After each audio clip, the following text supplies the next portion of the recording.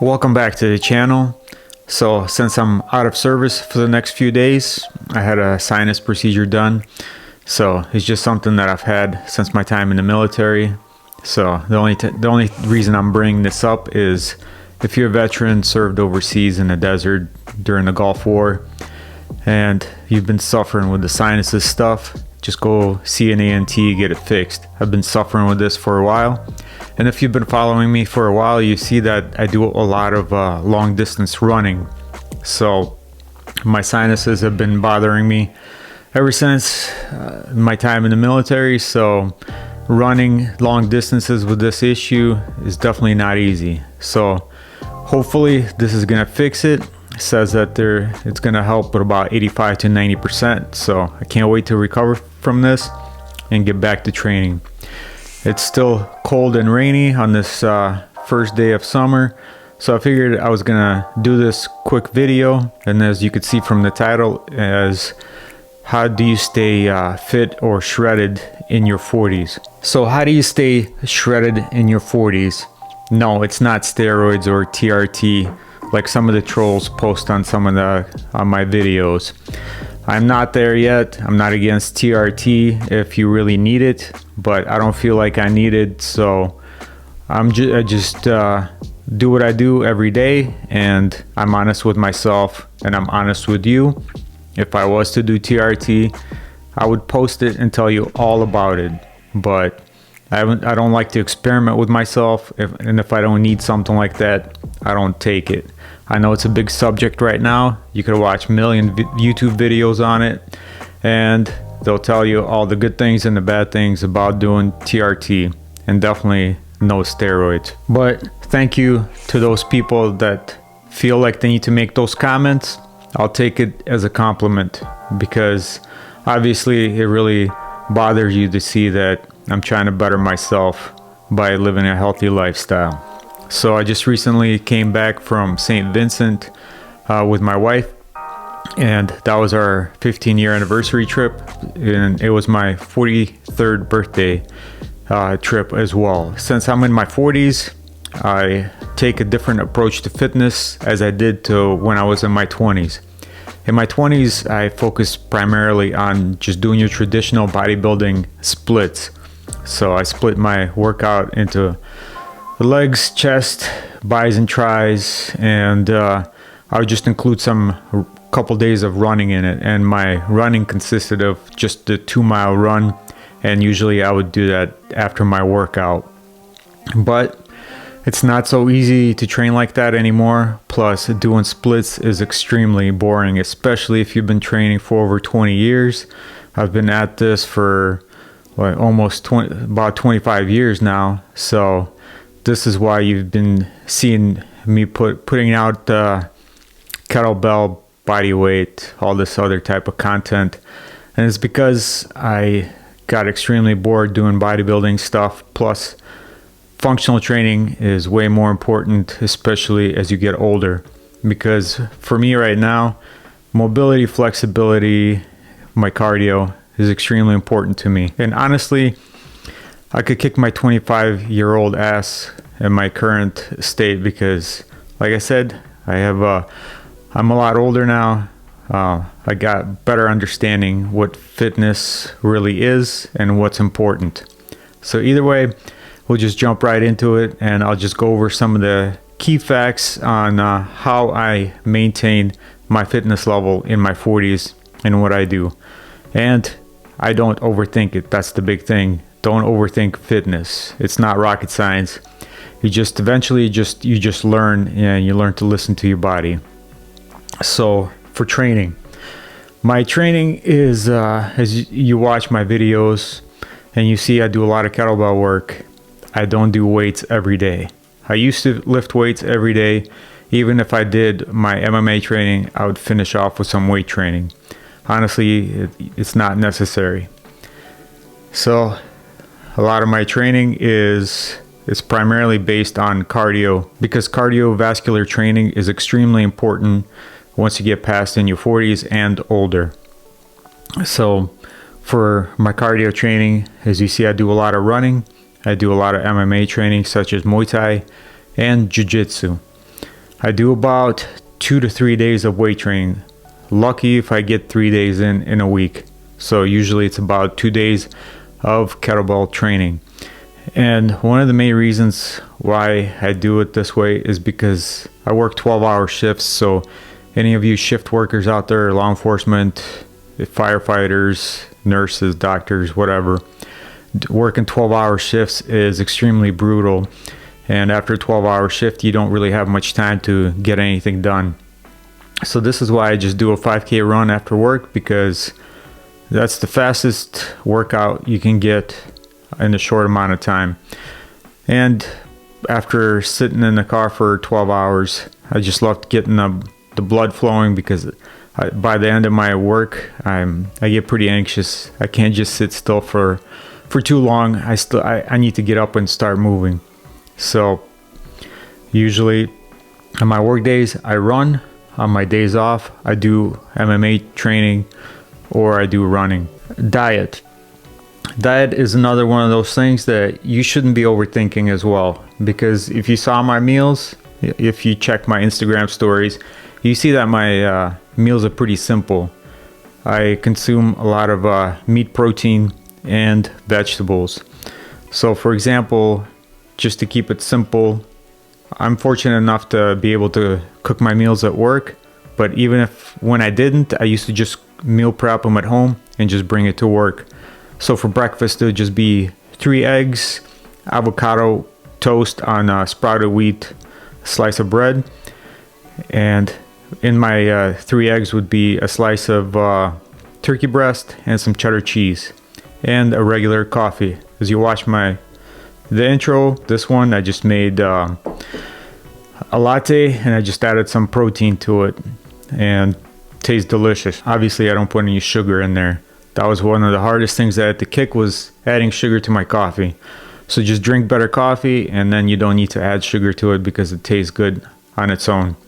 So for nutrition, I don't eat any processed food. And I definitely don't eat a ton of carbs.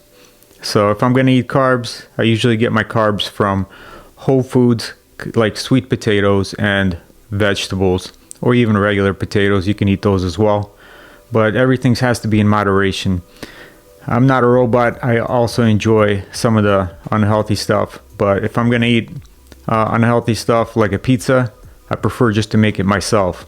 And I'll make it from scratch, because I like learning new things. So if I'm going to have a cheat meal, it better be a really good one. So my breakfast and my lunch I just told you about, and dinner is similar.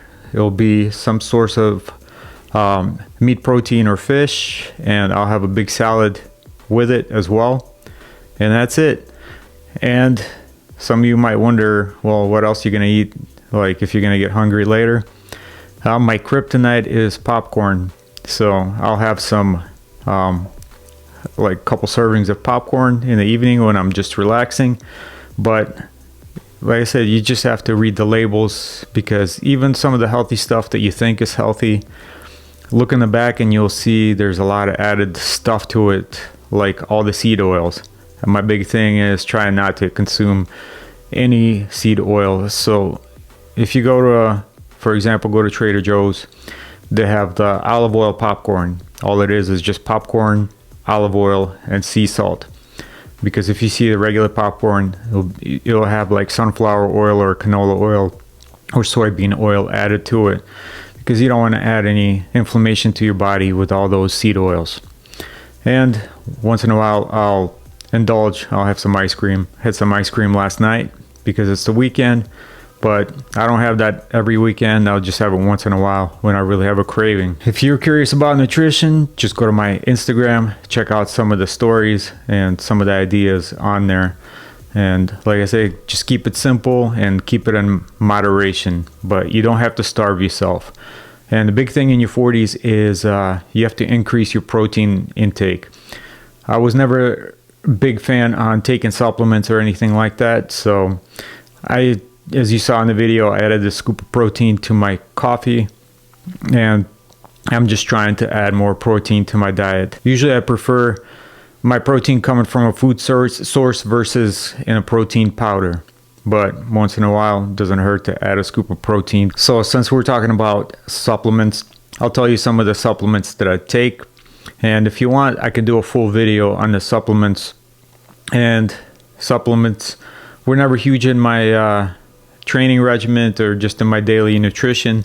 And like when I was in my 20s, it was just taking creatine and taking protein powder after my workouts. That's all I did. That's when I did my traditional bodybuilding type of lifts. And eventually I went away from taking protein powders because I just didn't feel like I needed it. And now I incorporated back, as you saw in the video.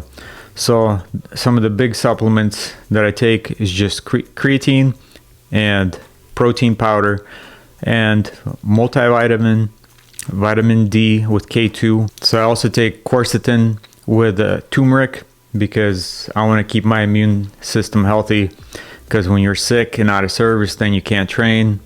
And like I said, with the sinus issues, I was getting a lot of the sinus infections and stuff like that. But ever since I've been taking that, I think it's helped me a lot. So I haven't been as sick or as often. And I also take a fish oil, and one of the most important ones that I take, and I feel like it's helped me, and it's the only supplement I've been taking consistently every day, is taking a ZMA before I go to bed, because it helps me with my recovery and it helps me with my sleep, because sometimes I'm just not a very good sleeper and I just toss all night. But ZMA really helps. So if you're having trouble sleeping, especially if you're training hard, just give it a try. Just make sure you're taking it in an empty stomach for it to be very effective. I'm always watching a lot of YouTube content with other people, like some of the doctors who know what they're talking about with different supplements. So I always keep my ears open and try new stuff. But these are the things that I've been taking consistently for supplements for many years, and it's worked for me. One of the biggest things, especially once you get older, is recovery. When I was younger, in my 20s, didn't really pay attention to recovery. I mean, when you're in your 20s, you know, especially on the weekend, you go out party with your friends. You know, the next morning you don't feel so great, but then you hit the gym and you just work right through it, not a problem, and you can repeat the process every day, and you don't feel so bad. Now it's completely different. If my sleep is under 6 hours, I don't feel so great, and I just don't feel like working out. So now I'm focused on getting good quality sleep. So my focus is anywhere from 7 to 8 hours.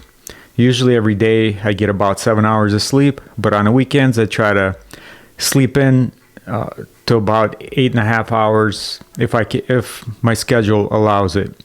So what really helps with monitoring your fitness and recovery is the wearables. So I've been watching some of my videos with the watch and the heart rate monitor, and it really blows my mind how many people don't understand that concept of monitoring yourself with a heart rate monitor and wearables.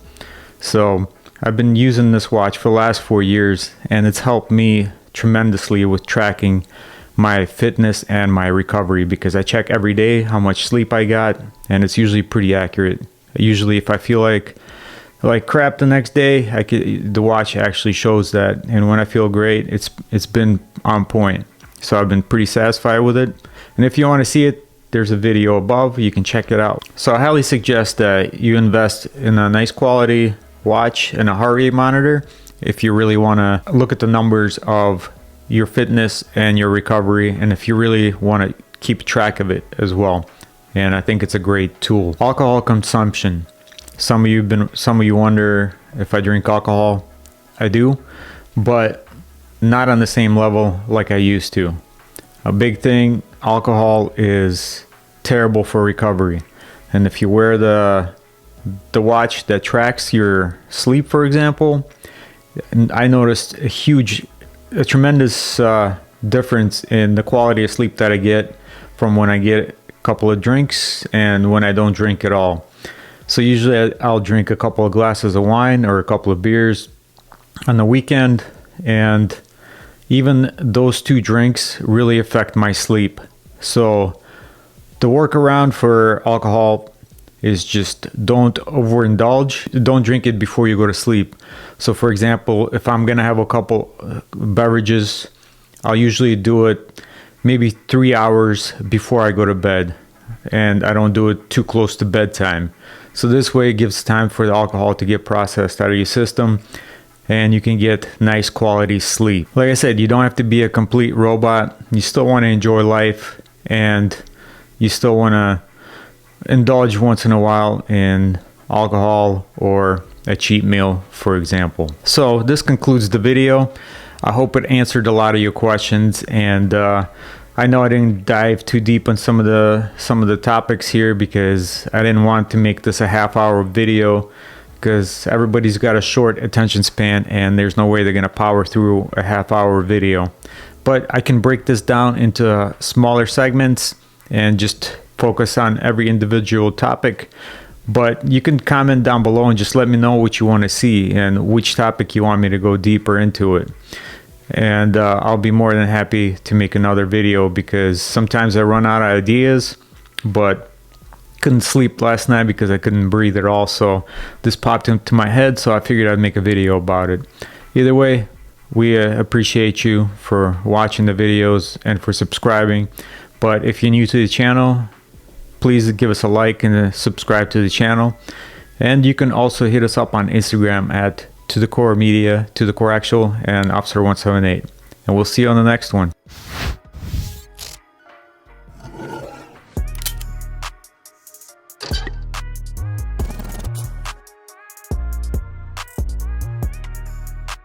Bye.